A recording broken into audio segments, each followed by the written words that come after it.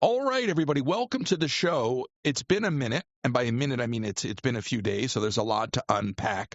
Kenzie was going to do a show with me Sunday morning. I know she has a lot going on. I said, you know what, just go do what you got to do. I'm already doing stuff, and I just kept working.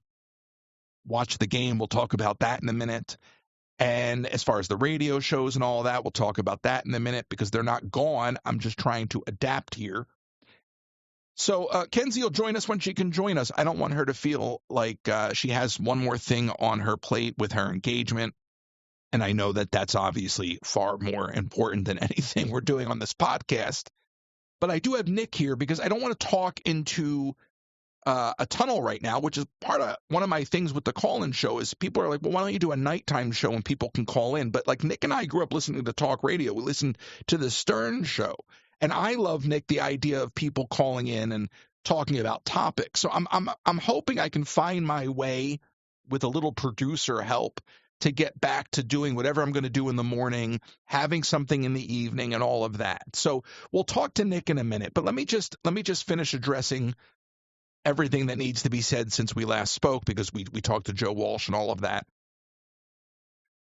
And I have not been terribly live, if that's even a phrase. But we're live on Twitch right now, and even though it's pre-recorded content, like the live is up on Twitch, but so it's not live, but that's the world we live in. We've changed all the ways that we say things, you know. Like Nick, the phrase life hack now, like that's not a life hack, it's a tip. But I digress. So we're live, even though we're not, it's live, but it's pre-recorded, right? So whatever. So it's a soft launch on the TV station on Twitch, which eventually I think will be on TikTok if TikTok still exists. It'll also be on YouTube. But we're getting there, and what's starting out as a playlist will grow into a proper scheduled lifestyle channel. And I think there's a lot of opportunity there. We can cut into it and be live anywhere we want, including the theme parks. Oh my gosh, the theme parks. We'll talk about the theme parks. So there's all that going on. And the Twitch stream is running, but it's the very, very beginning. The Etsy store is up. We've got new sponsors on the podcast. So when we get to the sponsors later, you'll have to pay attention because there's a couple new sponsors joining us. And thank you to those that may not be moving forward with us, at least not this month.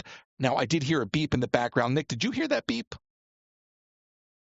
Am I introduced yet? I thought you said you were going to introduce me. I just introduced you. That was the introduction. Hey, thank what do you want? A red curtain? Yes, I would like that, a velvet rope. I am also flattered that you are, or I am not a tunnel, because you said you feel like you're talking into a tunnel. So I'm flattered to not be that either. Well, if you could talk into the microphone, that would help. But it's, I guess it says AirPods. We'll work on it. I'll use AI. We'll solve the problem. Nobody will know. Thank you for being here. But answer the question. Did you hear the beep?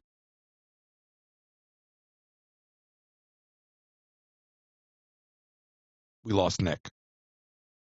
Uh-oh. Nick, can you hear me? Paging Nick. Check. Hello? 1, 2. Can you hear me, Nick? Is this the Nick show now? Nick, can you hear me? All mine? Hello, Nick. Nick thinking that I'm not here, but he's in my studio. Nick, can you hear me? I didn't touch anything. I think his AirPods died, and he doesn't know it. This is the problem now. See, now I'm recording a podcast, and I brought this guy in. One's gone. No, you were here. I don't know where you went, Nick. Oy vey, Izmir. I'm just going to mute him, and we're going to keep talking until he comes back because it's unbelievable what I'm dealing with here. But, Nick, if you can hear me, wave, because right now I've muted you because listening to you troubleshoot your way out of this is quite something. So welcome back, everybody, to the podcast. But look, I've grown up with Nick, and Nick is somebody who not only do I trust, but he's been wanting to do content with me and has done content with me over the years. Really hasn't done much post TikTok live streaming, but in so many, there's so many. As I was putting together the list of content for the player, I was like, oh my gosh, there's so many things that I produced, some of with Nick's help, that I can't play because I don't have the rights to release this content, but it's good stuff. And it's just sitting in a folder on my computer and I can't release it. Nick, if you can hear me, wave. I don't think he can hear me. I think. Are you with me, Nick? I don't know. I can hear you. I can hear you. But I don't. Oh. I don't know what you did. What happened. Anyway, as I was saying, I digress. I'm going to mute him again. Nick, what I was saying is, as I was going through the content to put up on this first iteration of the Twitch, I'm calling it Twitch, but ultimately it's going to wind up being multi-channel. I was looking at all the content I can't release. There's stuff that you and I have produced together over the years. There's stuff that I've worked with other folks on. There's stuff I just have access to. But all that to say, there really is an opportunity with you in the mix that we can actually start producing some of the content that I haven't gotten to over the last few years and wanted to. And we talked a lot about that yesterday. So thank you for being here, even if it's just for a minute. If you disappear again, so be it. I'm not going to push any more buttons. Please don't. You've pushed enough in the first 6 minutes of the show, please. Yeah, I can make an entrance. Well, that is something. You definitely wanted to. So that's all that. So and I'll get into more detail about the channel in a minute and some of the other things. But let me just take it one step at a time. So I'm watching the Super Bowl, and look, I'm not a sports guy, but I really do enjoy watching postseason games. And I don't have an issue with football. I really do enjoy watching it, but it's just more fun when there's something on the line, I guess. And I didn't, even though I'm a Philly guy, I did not really care if they won because Philly fans are just so angry and so like they're just the worst fans. I'll never forget growing up all the games we would go to, and like if the team didn't win, the Philly fans, it would just the way they would act. Philly fans are something else. You know, we grew up together. Philly fans are they're the worst. So I wasn't rooting for them. Yeah, they're beyond diehard. Like, I don't even know what the word is, but they're way beyond diehard. I remember walking out of an Eagles playoff game as a kid that they lost, and they all started chanting, "Let's go Flyers," because the Flyers were playing next.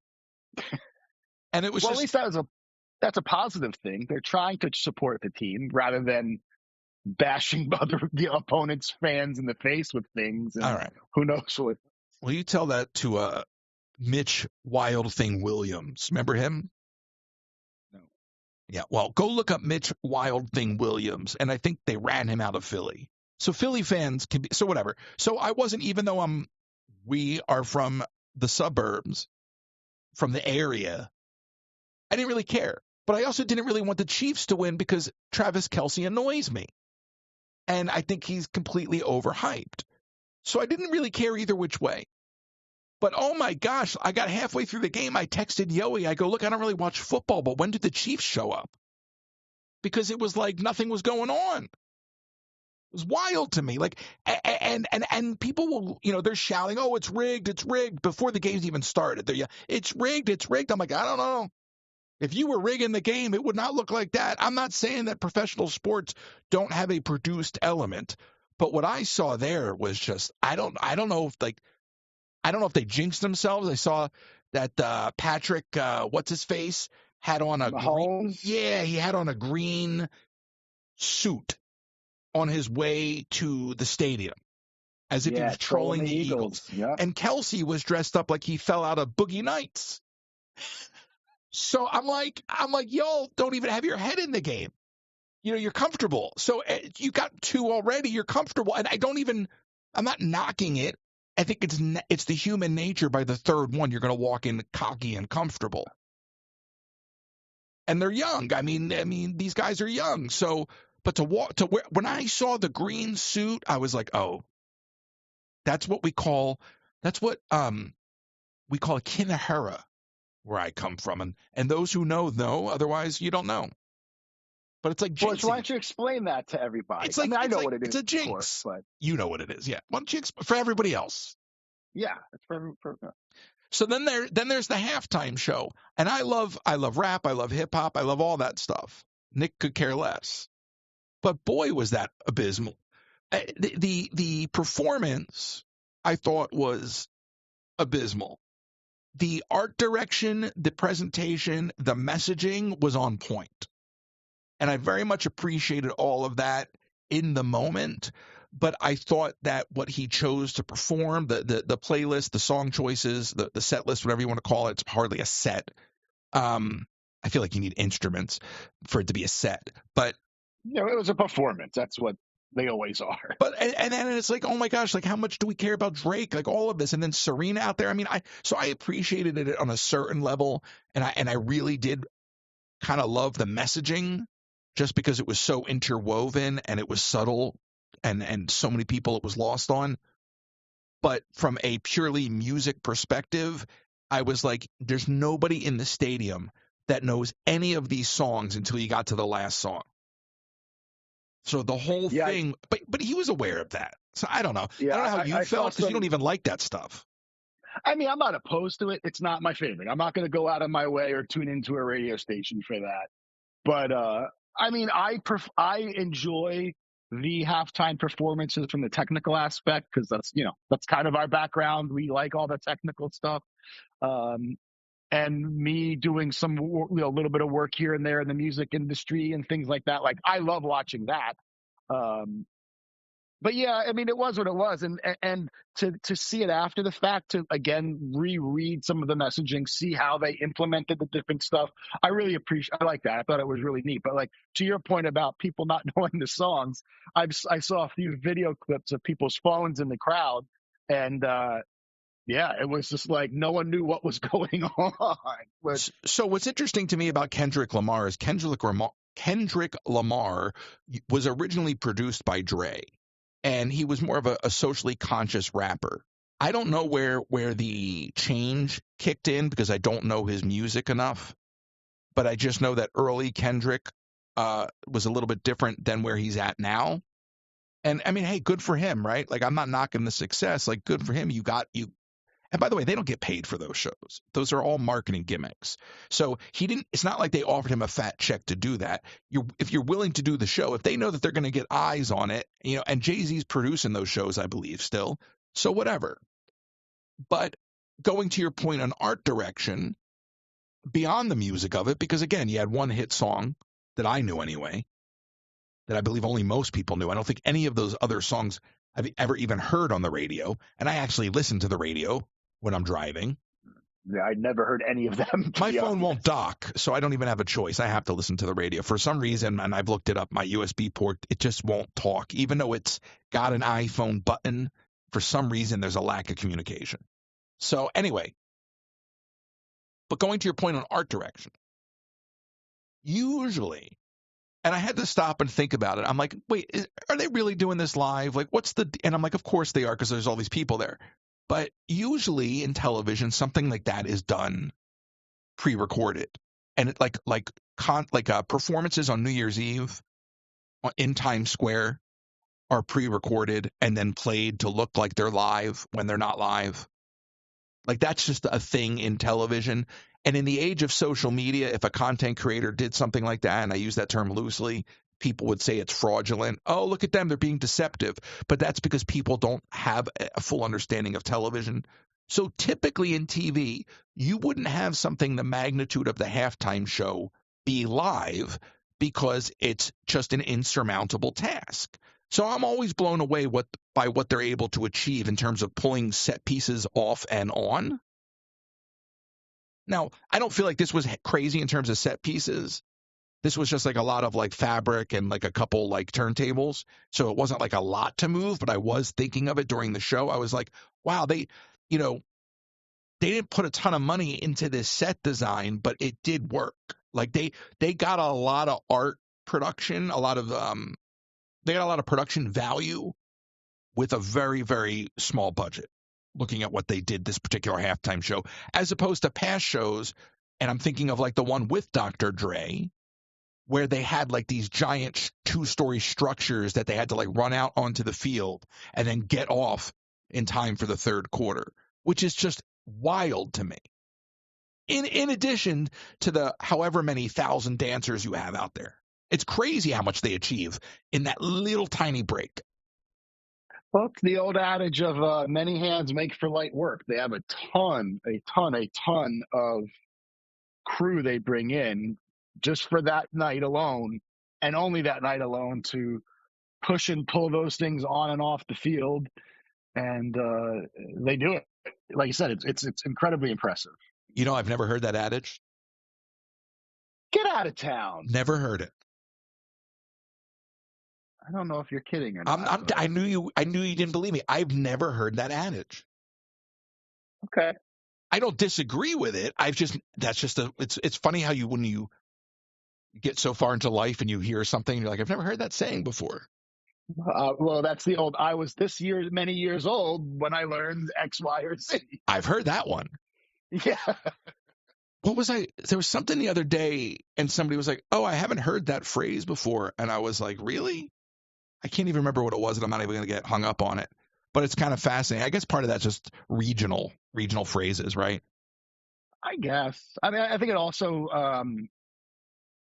comes from, I guess, potentially like work background as well. You know, if you're working with 40 other people and the 2 people are working, you could say, man, if more hands that are, many hands helping, the lighter the load type of thing. So anyway. I just say, if you're not going to help, get out of the way. Well, there's that too. That's a whole nother podcast. So I mentioned New Year's Eve as a good example of that. Although New Year's Eve, they do all those pre-records, but then they still have the live event. But it's like all day long, Times Square is one big dress rehearsal. But right. Even at the end of New Year's Eve, you go back at 2-3 o'clock in the morning, and all of those stages are gone. All of the confetti is gone. I mean, it's just amazing. To your point, when you bring in the large enough, so it's a labor spend. Well, have you ever heard of this one, Royce? It's not their first rodeo. No, explain that one to me. Now, I'm kidding this time. I'm explain kidding. It to everybody else. It's Yiddish. I'll explain it to everybody. Yeah. Exactly. So I did enjoy watching the game nonetheless, but I was just mystified at how these guys did not show up. The Chiefs. Yeah. Just going back to the game as a whole, I mean, but at halftime, the Eagles were in the lead 24-0. Like that in and of itself would have been a great score for a Super Bowl game. But they had nothing. They could not do anything. The offense of the Chiefs could not connect. The defense could not stop. I mean, there was 2 interceptions thrown that were returned for touchdowns, I think. I know there was at least 1, but I think 2, which is, I mean, it's the Super Bowl, the best of the best, but still, it's just, it was a different type of game to watch. That's for sure. I think you had a team that came in ready to win and ready to play. This is my assessment. Who doesn't watch, right? And then you had a team, just from what I saw, that walked in with a certain sense of entitlement and arrogance. And I think that cockiness blinded them. And I honestly think like there is something to be said for jinxing yourself. When he walked out with that green suit, I was like, what are you doing? I mean, are you really suggesting that you've got this game in the bag so much that you're going to wear Eagles green to troll them? I mean, I get it. It's part of sports. There's the psychology behind it. But I think that's a misguided psychology. Well, if they won, had the Chiefs won, it would have been a beautiful and perfect psychology or psychological play. But they did not quite do that. Okay, but to that point too, is like, why not be prepared for the fact that you're going to lose? So then when it's all said and done, like you see Kelsey at the end of the night leaving, and he's in that same Boogie Night suit that he was wearing before the game. But in the beginning, before the game, it's all done up. He's all fresh. His hair's all done. He's got the little flower in the pocket. All this kind of, it's absurd. The glasses are going. At the end of the game, like, why didn't you have the foresight to bring like some sweats or something? God forbid you lost. This is the arrogance I'm talking about. You didn't think about the possibility that you might have to wear that flamboyant suit on the way out. So now he's wearing it like he just left a porno. because he's all sweaty and it's all dressed down and it doesn't look shiny anymore. I mean, it's shiny, but it looks sweaty and gross. And he looks sweaty and gross and sad, like he was crying. So the whole thing looks like he's just like a walking, melting mess. And it's like, dude, if you would have had sweats and like a t-shirt, you would have just like a dude that's just ready to go home. But instead, that arrogance is now juxtaposed against that loser look. And it's kind of like, I thought of like, oh my God, if I actually cared, I would have made a who wore it better meme and then shown him before and after. But do you think some of that is because, as far as Yes. him wearing it again after the fact? Okay, thank you. Let's move on. No, my question is, Stop doing what you're doing because you're making some sort of crunch that's peaking. Something with your hands is crunching. And I'm not even going to edit that out because I don't feel like sit on my hands instead. Just don't move. You could talk. Oh, okay. What I was going to say is, do you think part of like his outfit and or wearing it after the fact, when they had the camera on him to go see Taylor, like, do you think part of that is just for that reason alone, like the camera time he'll be getting? Like, he doesn't want to look like a schlub in sweat. He looked like a schlub, is what I'm saying. In the suit, he wasn't dressed up in the suit like he was before the game. It was like wearing a red suit. That. It looks like the guy before the game that was all dressed up in the suit got pushed in the swimming pool, and this is what it looks like when you're out of the swimming pool, and the suit's like all like everything was just soaked looking. He just looked like he was drenched in his own tears and his sweat, and he just looked like a loser. And I don't even care. You're saying he should have had like a post-game losing outfit that is presentable. I'm saying it is indicative of the arrogance that you didn't think to have a conditional wardrobe. To go, what happens if I don't win? Because at least if you're wearing the pimp suit as a winner on the way out, you don't have to be all dressed up in it. You're a winner, right? And you probably won't be wearing it anyway. Let's be honest. You'll probably be wearing whatever celebratory T-shirt they've got or jersey, whatever the hell they're merchandising, right? So to not think about what you might be wearing when you lose and not to have packed for that or not to have it just shows a level of arrogance. Yeah, I'll give you that. So that's all. He wouldn't have looked like a bum in a pair of sweats. He would have looked like a dude that lost the Super Bowl after winning 2 back-to-back. Somebody was going to lose. It's time to go home and have a beer and relax. And play house with Taylor. I was going to say something else, but I censored myself. That's good. Yeah. That's progress. For I don't know for who. Now, listen. Progress. Speaking of progress, my entire life I've been an independent, okay? And I've always wanted a disruptor. So I don't have an issue with what Elon, and I can't even stand saying Doge, but I don't have a problem with what they say they want to do. But much like Mark Cuban has been saying, I just want transparency. And they're not providing transparency, okay? So everybody's outraged, and then Elon, because Elon is doing things like changing his Twitter name to Harry Balls so that people on CNN have to say it. You know what I mean? And I'm like, what world am I living in that I'm hearing news reporters say that with a straight face? Like, what would you do to shock anybody in this world anymore? There's nothing shocking anymore. I go back to we grew up listening to Howard Stern, and Howard was a shock jock, and the things he did on his show were shocking. There's not one thing that I can think of, and we're not going to talk about them in graphic detail, Nick, but there's not one graphic thing that I can think of on that show that would be considered shocking in today's culture by today's standards. When you look at the threat that's out there on social. That's just time, as anything goes. Rock and roll was the devil's music back in the day, and yeah, and I'm wondering too because you're crackling again. Why are you snap crackle popping? I don't know. I'm not. Am I playing with my beard? Are you peeking? Are your AirPods scratching your beard? Is that what's happening? You're going to have to get a microphone. We'll talk after the show. Yeah, we'll work on that with the technical stuff. Again, we're working on it. $40 mic on Amazon. It's on my Amazon store. You know my address. No comment. I was going to say something. Yeah, I can't. Self-edit. We were talking about, we're talking about like. Just save myself 5 minutes of post-production.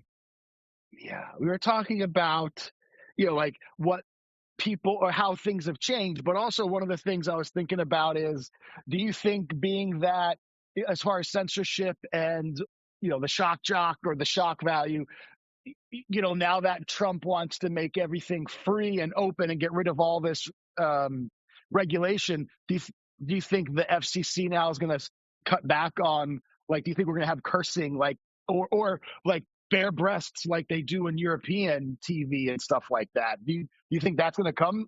Is this a real question? Coming? Yeah. Your question is, are we going to get bare breasts on television? What I'm saying is, you're a gay man. This is your question. That doesn't matter. That's a moot point. What do you mean it's moot? Maybe they'll show men's asses then. I'm just saying that so that I don't get vilified for your question. I'm using that as an example, and you won't get vilified, I promise.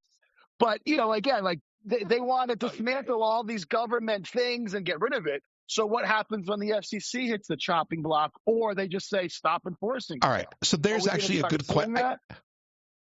That took a minute to get to that. So the question is, what happens? Are they talking about gutting the FCC?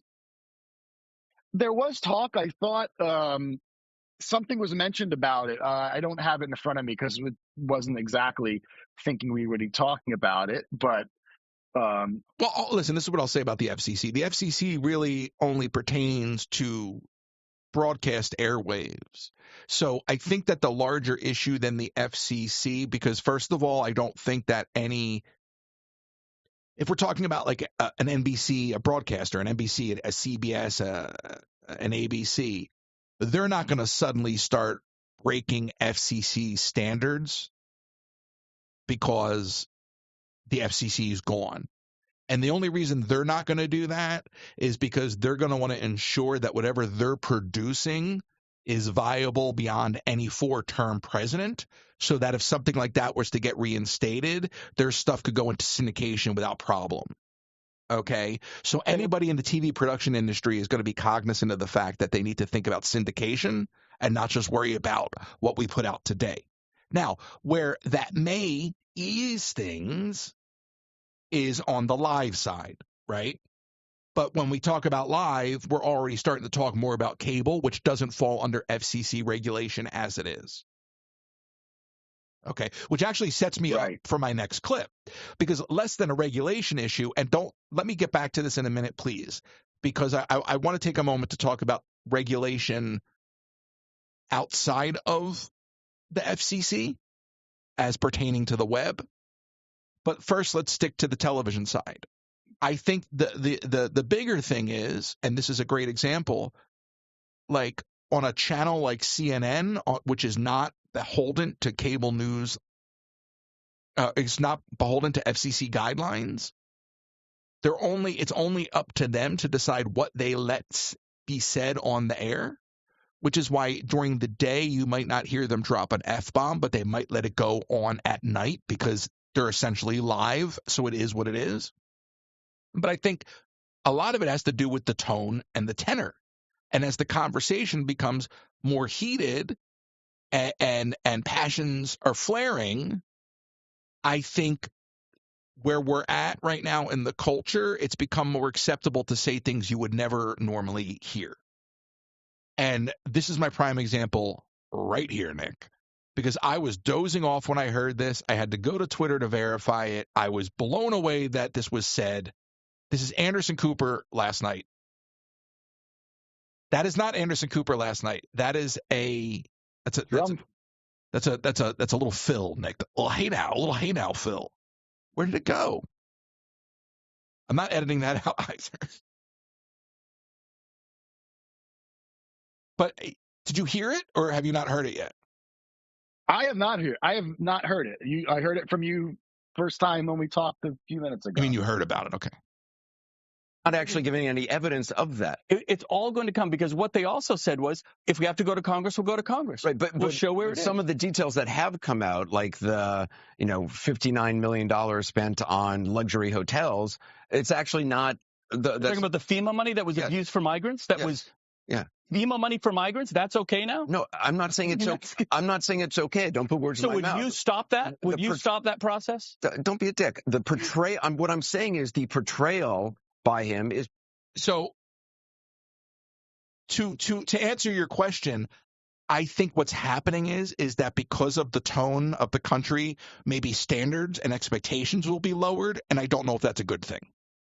I wouldn't say lowered. I mean, it's common word. It's words. I mean, it's whatever we attach them. We could say banana is all of a sudden offensive. Okay, but you know how the other day we were having that conversation privately about how pre-pandemic you would never have somebody show up on a news show on a webcam in their living room with their dog cage behind them. True, right. And now, because of what happened with the pandemic, the standard has been lowered. And while we thought it was acceptable for a window of time, there was never a need to return back to quote unquote normalcy. So now you have people joining on whatever platform and device they can at whatever video resolution they can. And we accept it now in a way that we never did before, because that would have been considered low quality. It would have been non-professional.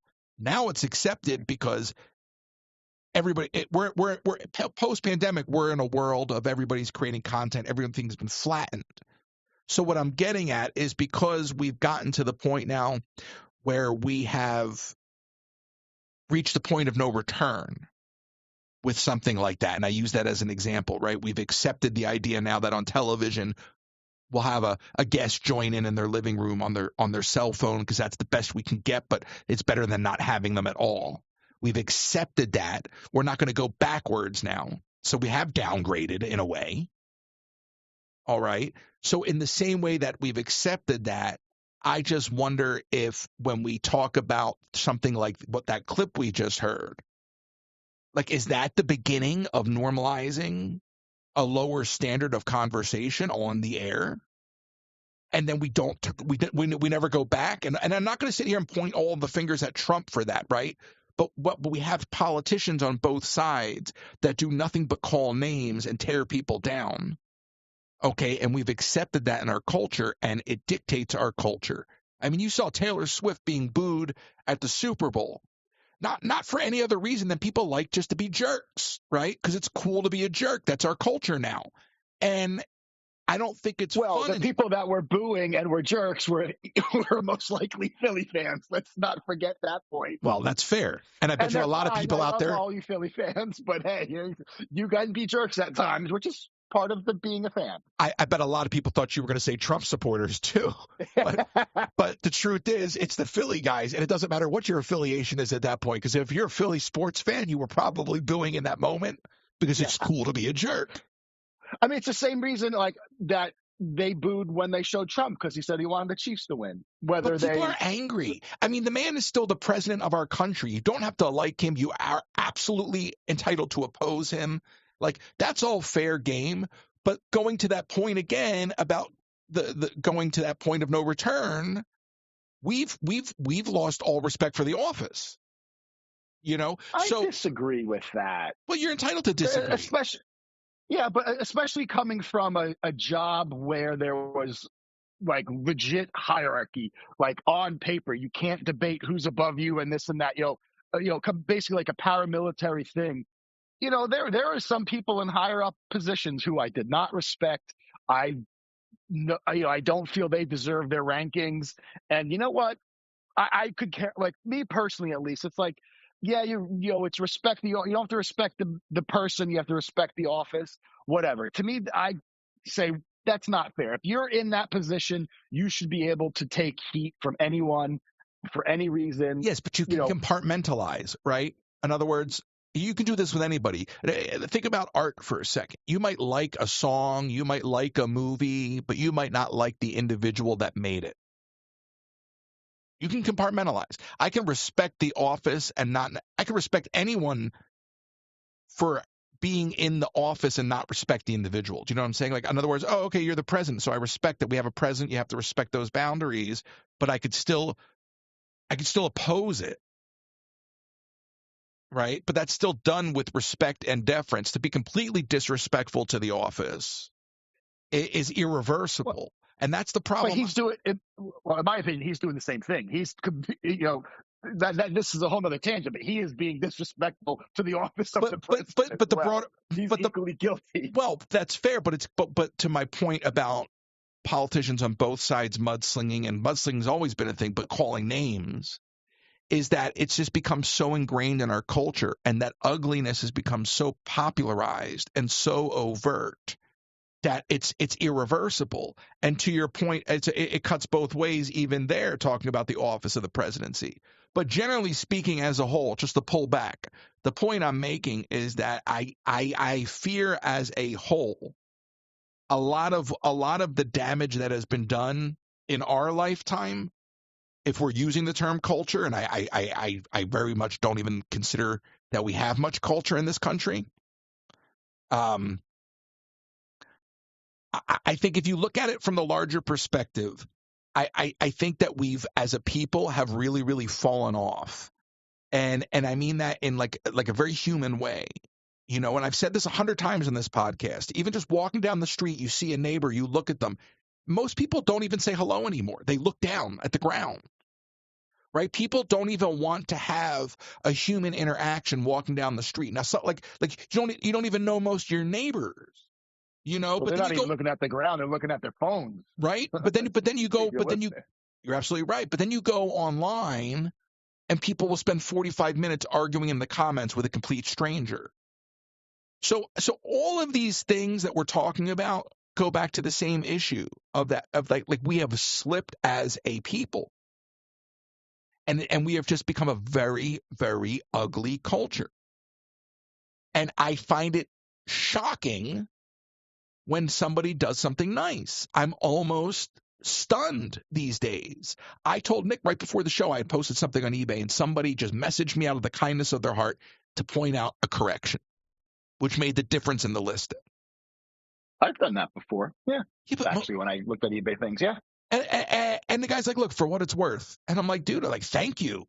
I appreciate, good looking out, But that's a stranger looking out for a stranger on the internet, and that is not a normal thing. So I just fear that all of these things we're talking about, as fragmented as it may appear at first glance, I feel like we've just slid down the hill so far, and I don't know how we get back up it. And this doesn't have anything to do with politics. This has to do with humanity. I'm not talking about politics, because people will immediately think I'm talking about, oh, well, what do you think is wrong with blah, blah, blah, blah, blah. Yeah, I have my thoughts on Doge and accountability, but I'm all for a disruptor, but I don't like the way things are going in the moment. But if I see something I like, I will celebrate it. I loved seeing Elon's kid in the Oval Office, because I love the idea of that, right? Because I hope other little kids see that one day and be like, oh my God, I hope I can be in that office one day, even if I'm older, right? That's just inspiring kids. That's all I see there. But we're so angry as a people that, we can't separate that notion from Elon and anything you may or may not like that he's doing. So it kind of drives me wild that we can't be moderate about some of these things. It's bothersome to me, and I don't know, because again, I'm not talking about politics. I'm talking about humanity. I don't know how we get back up that hill. I don't know how we get back to a point of get out of your corner, meet people in the middle, know that you don't agree walking into it, and embrace the differences, celebrate the differences. That's really that is the summation of my rant, Nick. Well, I don't know how we get back to celebrating differences instead of fearing them. Thank you. Well, it's funny the way you just summed that up. I'm going to see if I can find this real quick. But I had a quote that I once saved, and I was not prepared, as you can tell, because I don't have it. You just save quotes. I'm going to vamp, but you just save quotes randomly? Sometimes, yeah. I'll take screenshots of them and stuff. Me thinking you had a jar of fortunes that you were just going to reach into. Yeah. No, let me come up with something here for you. I have, hang on, I need to see if I can find this. And I'm sorry if it's... Who's the quote from? Do you know? Can you summarize said quote? It's basically kind of what you said of like what you fear and like how people react to stuff they fear. Well, they're repelled by it, right? People have gotten to the point where it's all about comfort. So even if they're going to argue with you online, they're only doing it because they can do it from the comfort of their home. If they saw you in a grocery store and knew it was you, they would not even defend their argument. They'd run the other way. Sure. I give one more quick look in if I can find it. Otherwise, we'll find it for later. We could post it. Well, I mean, you find it for later, but I mean, you just brought the whole show to a screeching halt. No, you were supposed to vamp while I find the quote. I'm still vamping right now. Oh, okay. But anyway, it's basically saying like what we fear, we don't know. What we don't know, we try to control. What we try to control, we don't understand. And what we don't understand, we try to kill in a way. Like it's something like that. But again, it just talks about kind of what's going on right now in many different avenues of our society and the world right now. Do you know what I know? What? You can get a great deal at Pampered Chef.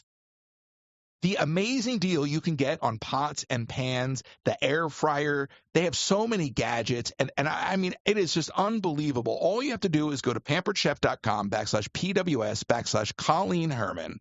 They've got knives. Nick, I'm telling you, at some point we're going to do a cooking segment.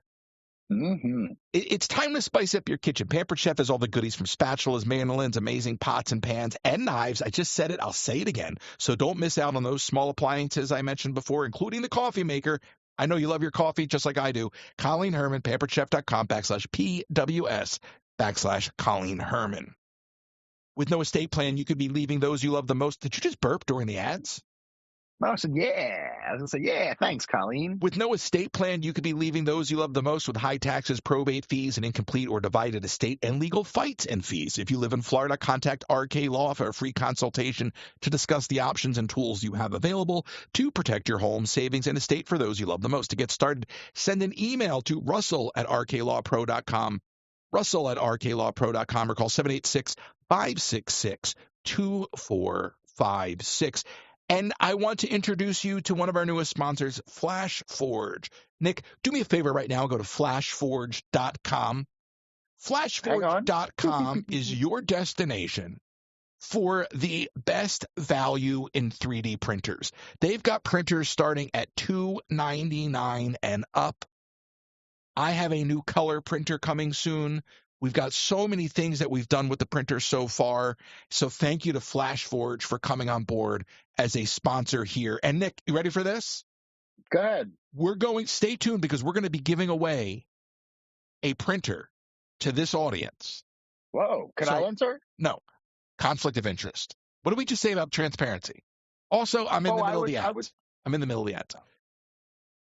Speaking of 3D printing, we have relaunched the Theme Park Factory on Etsy, and we have 3D printed tchotchkes like keychains and zipper pulls. So we're just getting started there. Just another way that you can support what we're doing on the podcast and everywhere else. Of course, we're on Twitch and YouTube and all of that. So as things grow and evolve, I want to thank our sponsors for joining us on that journey.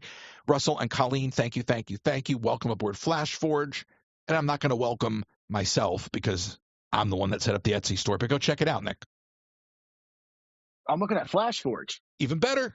Now, I will at some point have a code for that, too. Pretty rad, yeah. Yeah. But it's amazing because when I first got into 3D printing, the idea of getting what they currently sell at under $300 price point, what back then, if you wanted something at that price point, it would have been entry level.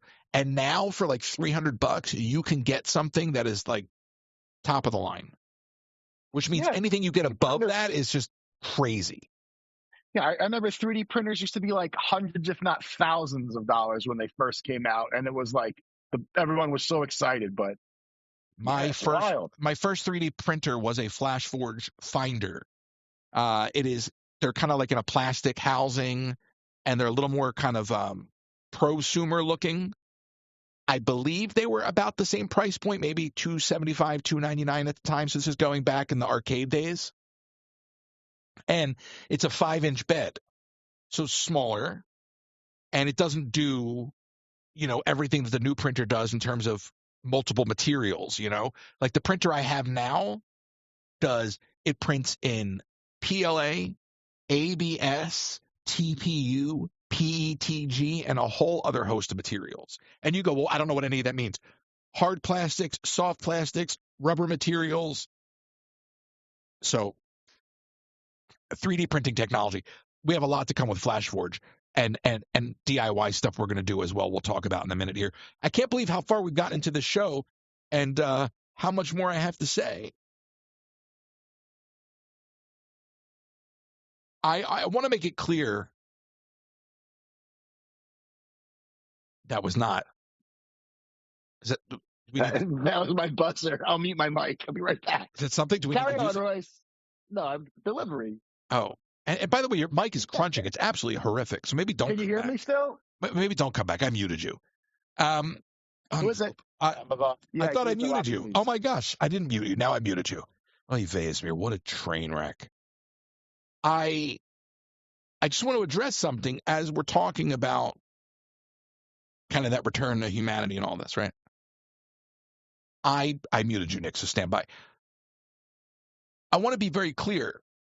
I was talking to Colleen because one of the things I want to do, and I'm sitting on it, is Colleen sent me stuff that I have not touched to make donuts and pizza.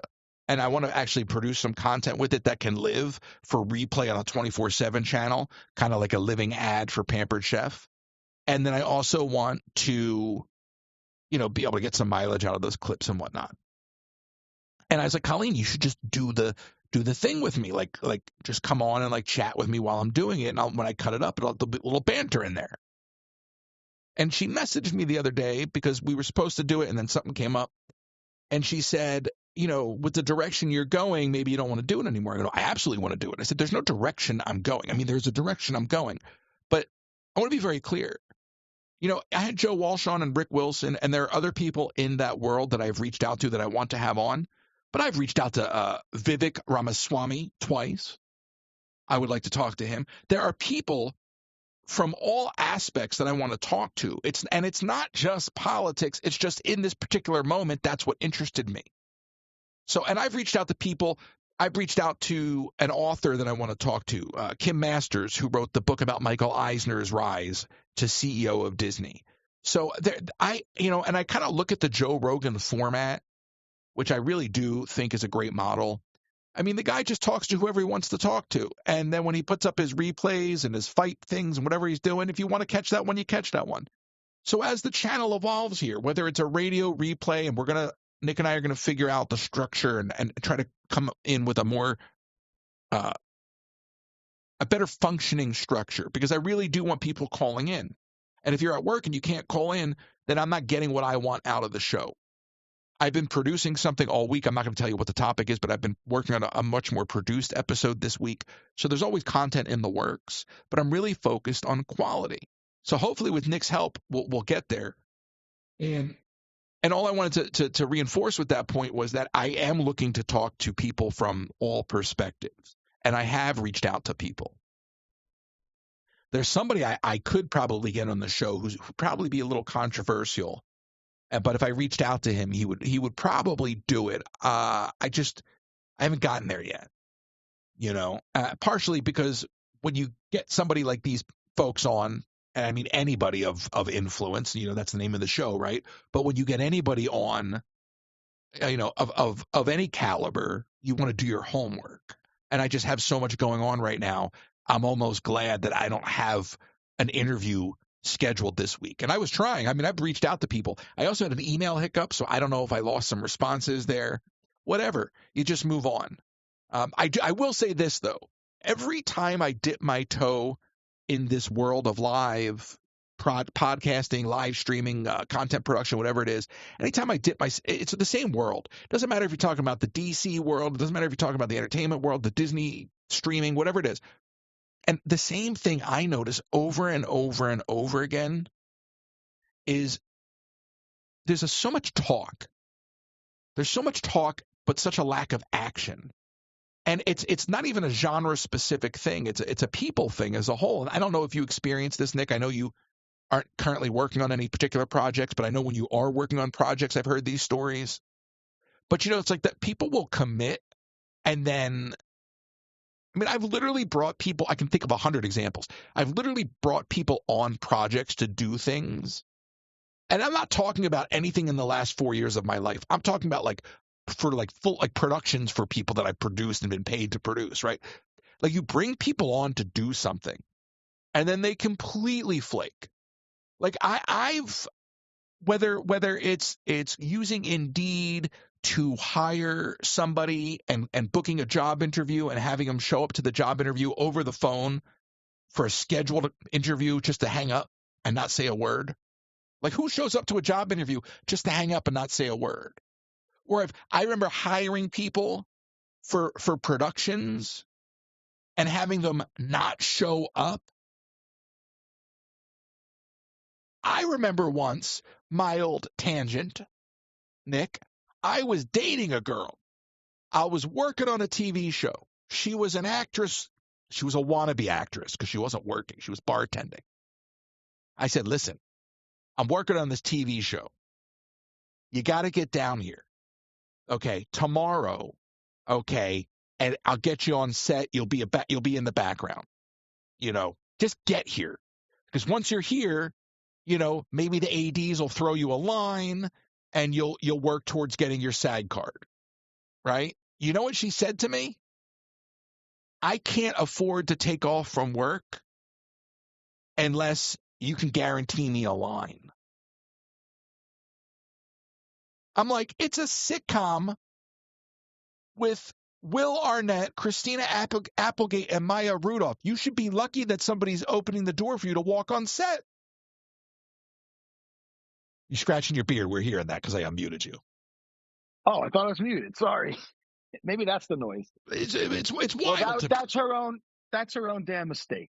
That's just immaturity and unappreciative. And but I've made those mistakes. Yeah, I don't know. I listen. We all have. I'm going to admit right now. This is just a little anecdote. I had the opportunity many, many years ago to open as a stand-up comic for Joey Coco Diaz and Joe Rogan. He was like, I'm going to throw you to the wolves. And my excuse was, I have to work. And I didn't need to. I mean, I needed money and I needed to work to make money.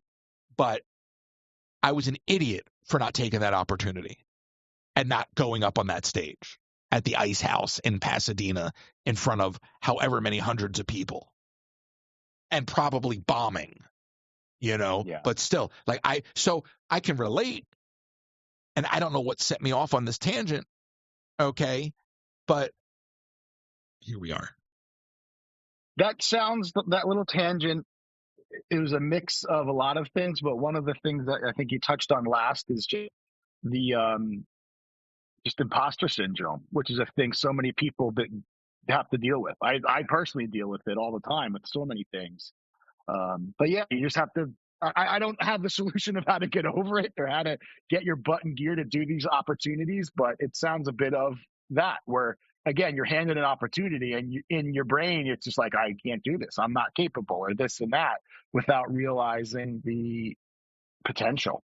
But, even in Hollywood is a what have you done for me lately game. And you look at the social media stuff and because I've done this in the past, but when you start getting into the guest bookings and dealing with the world of people that that's what they do, the podcast circuit, let's call it.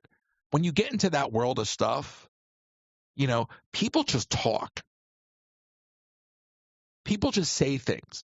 I'm not going to blow up anybody's spots, but don't offer things up to people. Even if they're empty nothings, don't offer them up. And I don't mean empty nothings. I just mean not massive promises.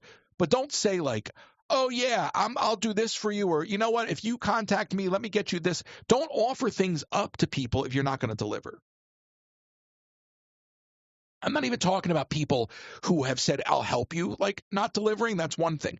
I'm talking about, essentially strangers you're meeting as you're networking your way through bookings and these things who go, oh, yeah, do this and I'll get to that. And then you're like, hello.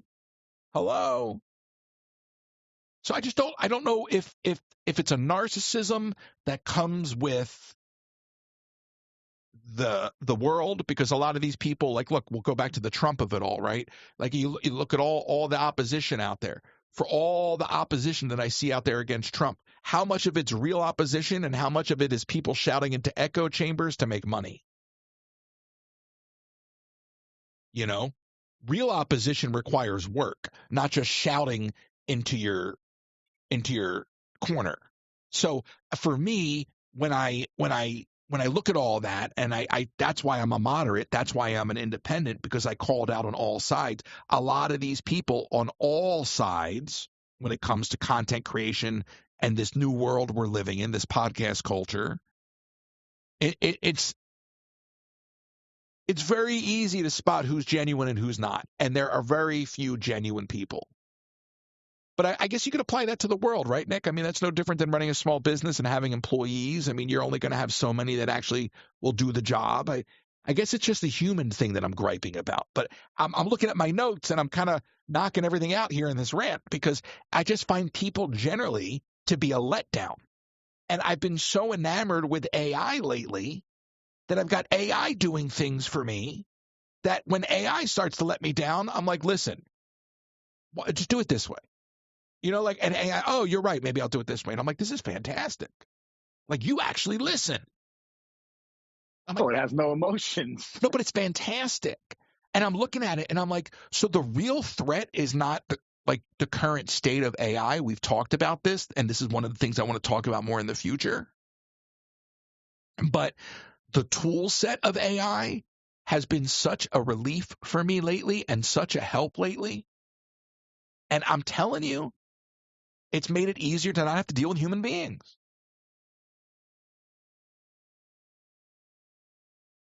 Are you praying? Oh, I'm just listening. I mean, I know you're not into the AI stuff, and I've been telling you about it, and you're like, that's crazy. I'm getting there. I even used some of it for today's show. So, but I'm fascinated by it, and the more I need to rely on getting things done, the easier it is to get help from AI. In other words, to do research. Instead of saying to you, hey, Nick, can you help me do research? It's easier for me to have AI assist me doing the research and then say, hey, Nick, can you review this with me and let's refine it, you know? And so there's the tool aspect. There's the tool set aspect to it. But I think where people are really, really not getting it is that novelty today, Nick. You drive me crazy. I mean, this whole Fakakta podcast, I'm hearing dinging on the computer, ringing at the doorbell, scratching of the beard. I got this other phantom noise. How many noises are you going to make in 1 hour?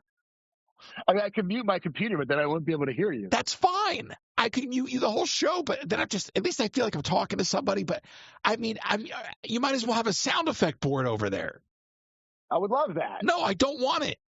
But I mean, can I get through one sentence without the noise? Thank you. I'll sit on my hands. You were still making noise. It was a beep from your computer. And then there was a delivery guy. What did you even order? Coffee. You did DoorDash coffee? No, the grinds. Stop clicking on your keyboard. Please let me try to finish this podcast. This was my chair. I'm sorry. You're still clicking. I'll get a quieter chair next time. I got to mute him. So I'm just fascinated by all this AI stuff. I'm like absolutely fascinated by all this AI stuff. And it's really helping me achieve some stuff. I'm working on an episode for the podcast, and I'm using AI to research.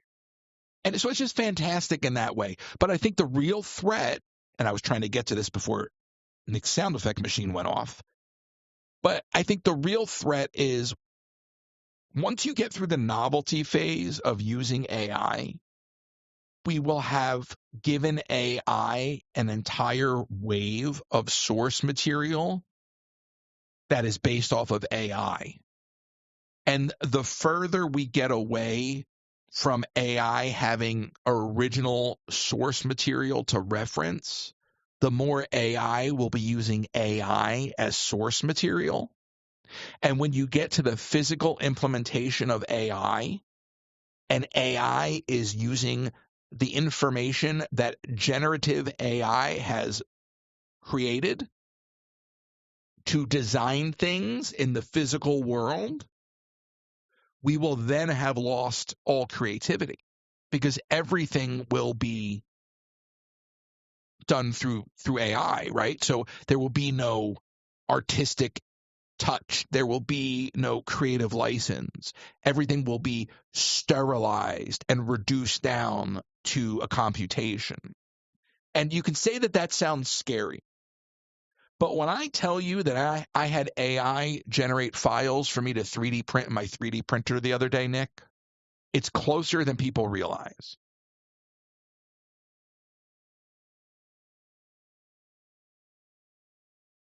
You're not muted. You don't want noises, so I'm going to just...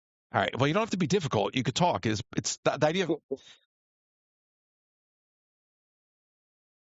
But do you understand that threat at all? Or is that just too far? Because I'm not, I know we're joking around, but to get serious for a second, as somebody that's kind of still new to the space, like, does that threat even make sense to you? Or is that not even compute? No, I totally get what you're saying. It's, the computers are potentially or will be at some point teaching each other to advance and whatnot. And who knows? And we're going to have the, was it Cyanide? What was the oh God, I knew he was going to Terminator. Skynet. Thank you. That's close. That's close. Yeah, but I knew he was going. I mean, it makes total sense what it can potentially lead up to. But at the same time, it's also a great tool to have. It really is. It, like, the other day, I forget. I mean, I can even see on my Chat GPT thing of all these different searches that I did. Like, one of them was a printer I was selling on Craigslist or Facebook Marketplace, and I just typed in, give me a basic specs and review and average price of this thing, and it did it. But see, that's a better use. That's a better use than write the description for me, because writing the description, that is immediately doing what I'm talking about.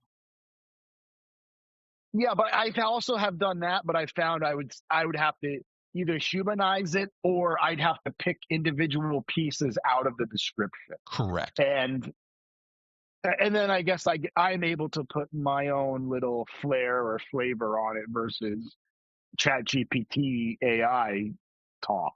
So anyway, so that's that. And that, by the way, that is just one of the many topics that I want to get into in the future of everything that we're doing. And we've had a lot of conversation offline about the future of this channel. A lot of people are only around for Disney. I think at this point, if you're listening to the podcast, you've gone beyond Disney with us. But it's all there.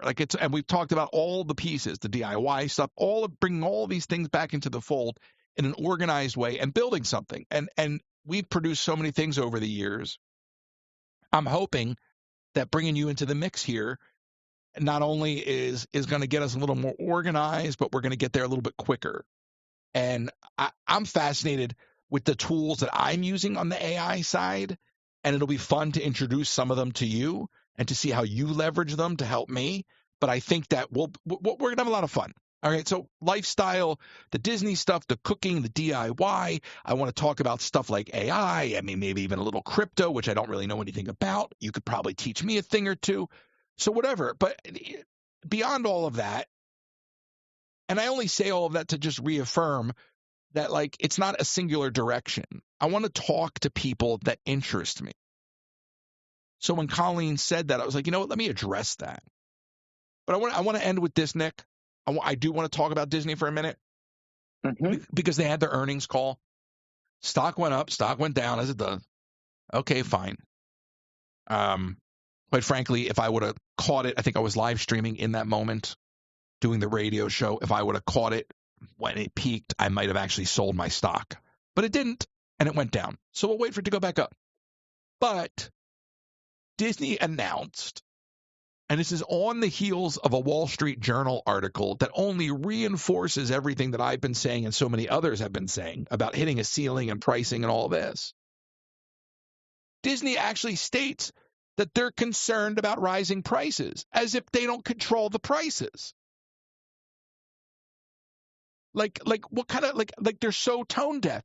And then Nick, as if that's not absurd enough, they make that statement as if they like, where are these prices? We're concerned about these prices that are being raised. We can't figure out what's going on here. So we're kind of concerned because we've noticed an increase in prices, and we can't chart it back to anyone in the company's decisions. But every day we wake up and the prices go up. Like that's what it sounds like, right? Like what's like a balloon that keeps inflating itself and then nobody understands why. Okay? So they make this comment that they're concerned about prices going up, as if they don't know what the cause of that could be. And then 2 days later, they said the price of lightning lanes going up again. Well, the price of lightning lanes, in my opinion, is a thing you don't necessarily have to buy to take full advantage. Well, I don't say to take full advantage, but to enjoy the park. That is a luxury, if you will, a luxury item if you're going to do the park. Most people don't have the education or the understanding, and Disney's become so convoluted they think they need it because otherwise they're going to lose all their time in line. Well, and you do. I don't know how people stand in line for 2-3 hours. I was talking to you, I don't know how long ago, but someone posted on some social media thing a picture of people standing outside. What was that? The Rose and Crown? Yeah. In line for Remy, which is a hike. And you could see the cast member holding the sign that says line ends here. And I was like, holy smoke. Well, they should see the lines for the baby tiger. Yeah. Look, I don't want to go into a whole rant of what's wrong with Disney because I've overdone it. But to actually show, I mean, I don't know who's got more lack of awareness of themselves, the Walt Disney Company or the Kansas City Chiefs. You know, I like the hubris, like to actually make a public statement that you're concerned about these things. It's crazy to me. It's like an oxymoron in a way, right? Well, it's just arrogance. It's the same level of arrogance. That's the correlation there. So that's it. I don't even want to get into a long Disney rant. I saw that. There's a whole bunch of takes on it. I put up a video the other day about 5 things that I think Disney needs to do to return value to the guest experience. I don't think it's really that hard to do. And quite frankly, at this point, I think you're better off going to Tokyo. It's cheaper. You've been. It's cheaper. So there's that. There was something else you had something you wanted to do before we wrap up, and then I want to do the ads one last time. Oh yeah, it'll be great. I as many of your folks know, I'm not a morning person. And for those that do not know, I am not a morning person. But guess what time I woke up today, Royce? 11 a.m. Wrong. Guess what time I set my alarm and I woke up for? Well, those are they the same answer or are they two different answers? Yeah, that's what I set my alarm and woke up for at. I should say. I'm sorry. 9 a.m. Lower. $1. Higher. 8 a.m. Lower. 7 a.m. I did. Why? You know why? Well, for those of you that are not aware, this weekend is SNL's 50th anniversary show, music fest, all that, blah, blah, blah, blah, blah, blah, blah. So I have a friend that works at a venue called Bowery Ballroom in New York City here. It's a 650 cap venue, so it's tiny. And last night we got informed that Sir, and I do mean Sir Paul McCartney, is playing there tonight, or this almost at 6:30 today. I got up, I met a buddy, we got in line at 8:30, and I have with me a Paul McCartney ticket to go see him live tonight at 6:30. You know what, Nick? We're out of time. I have never been so excited to go see anybody. And it's interesting because he played last night And so they announced the ticket sale literally like an hour or two before the box office opened, and you had to be there in person. It was only one ticket per person. I literally have a wristband on my wrist that they put on that I have to be there with the ticket. Like, you can't just What show scalp did you the go ticket. to last night? Last night I saw Jack White, and my very good friends in the band Gustav opened for him. So I got to see Jack White last night, which was amazing, who also will most likely be playing this weekend for the SNL thing. But tonight I am going to see Sir Paul McCartney. Well, and first I am of all, ecstatic. I'm super excited for you. I understand why you didn't tell me, because I couldn't have gotten a ticket anyway. Otherwise, I would have been on an airplane in 10 seconds. I have seen Paul McCartney, so I am not jealous, but I am envious. Oh, wow. Okay. I saw Paul McCartney at Dodger Stadium, I think. Wow. Well, I am seeing him in a place like 100 times smaller than that. Yeah, that's what I'm saying. I think that's and where the other beauty is there's no phones, which I am so ecstatic about. Okay. Because even last night when I saw Jack White, I was like, you're behind someone holding a phone over their head, videotaping the whole damn show. And it's like, look, take a picture or two, hold the phone in front of your face, not a. No, I love that. So excited. I love that. Yeah. So you have to put your phone in like a locker or something? I don't know. It says they give you a phone bag. Oh, whatever. I don't care. We'll figure it out. But I've been called that before. Yeah. That's great. But yeah, I'm you. very excited. I got up very early and it was worth it. It paid off. We were nervous because they said yesterday they only gave out like 100 tickets and the rest was all guest lists and stuff. And we got in. So I got a ticket. Wow. So the only way to get you up that early in the morning is to dangle a beetle in front of you. All right, noted. I don't know who else I would have. Honestly, I don't know how many other people I would have gotten up that early for. Nick, peace and love. It's me, Ringo. Wake up. It's 6 a.m. Here comes the sun. I don't know if I'd get up for Ringo, to be honest. But, Time will tell. Paul got me. So I'm looking forward to seeing you later tonight, Paul. Yeah, but all right. So here's my question for you. Would you get up for the great deals that you can experience on Pampered Chef?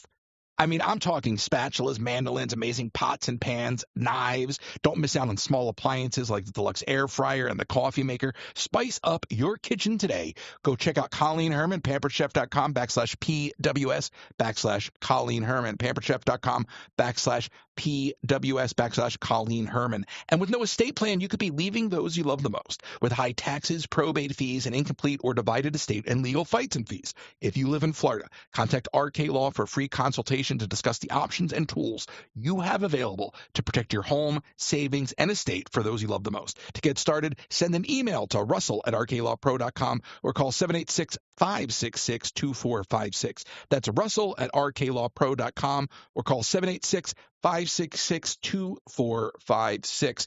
And go check out my friends at flashforge.com. 3D printing is more accessible than it's ever been. Go to flashforge.com, check it out. Printers starting as low as $2.99. Flashforge.com. Lots more to come with that relationship. Stand by for your chance to win a printer. And as always, you can go show your support over at the Theme Park Factory Etsy shop. Theme Park Factory is back up. And, of course, you can subscribe on Substack. And I think YouTube subs are coming soon. We've got Twitch subs. So we're going to start promoting all of that on the podcast as well. Nick, thank you for jumping in today. And I know we're going to do a call-in show together, right? That's the plan. Yeah, we got all that coming up. Can you do that tonight? No, because they will have my phone at the concert, Royce. Okay. Can you go outside for like 10 minutes? I don't think so. Matter of fact, I need to go take a nap because I've been up for a very long time. Oh, you're unbelievable. I need to rest up. Do you know what time I got up today? No. I don't care. Because like even I would just make up a number to undercut your time. 1 a.m. 6:58. I got up at 6:58 a.m. Oh, okay. Nick, I was up at $1. Yeah, exactly. All right. Well, thank you very much. Please, please, please. Like what all those noises, listen to them and figure out what all of them are and turn all of them off for next time. Most of them are me, so Fantastic. And on that note, we'll see you next time.